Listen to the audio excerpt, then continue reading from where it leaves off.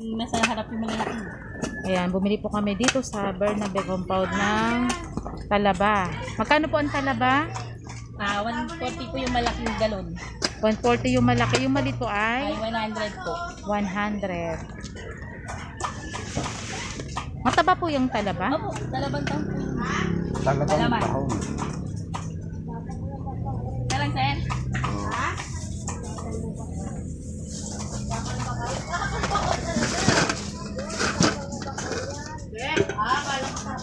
Wala kuya. May ano ka lang. Ay, ano, meron ano? Pa. Oh, bumili siya ng talaba. Dala ba? Ganun eh. Kaya ang customer. Ayan, dito po lang yan sa ano.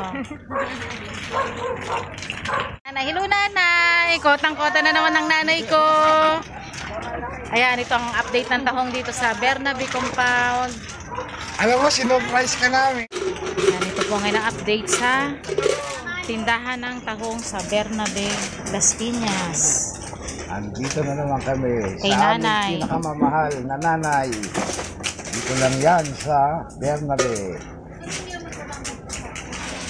Kaya sa mga gusto magnegosyo ng tahong, hanapin niyo lamang po si nanay.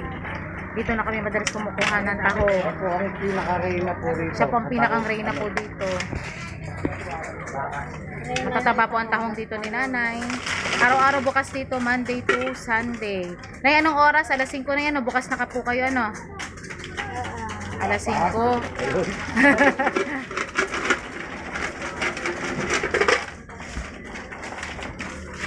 Ayan na to po. Dito kami madalas kumukuha ng tahong. Ayan, ito po ngayon ang mga tahong po dito sa Bernabe compound, Las Piñas. Po sa Bernabe compound, Las Piñas, meron din pong daing si Madam. Madam, magkano po yung ganito pong daing? 180. Ano pong isda po ito? Bidbid. Yan, kasi ito meron din po silang tilapia.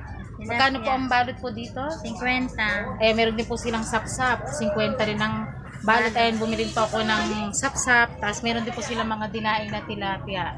Yan, sila po nagdadaing po nito. Dito po sa Bernabe lamang po compound, Las Piñas. Hanapin niyo po si Madam Eva.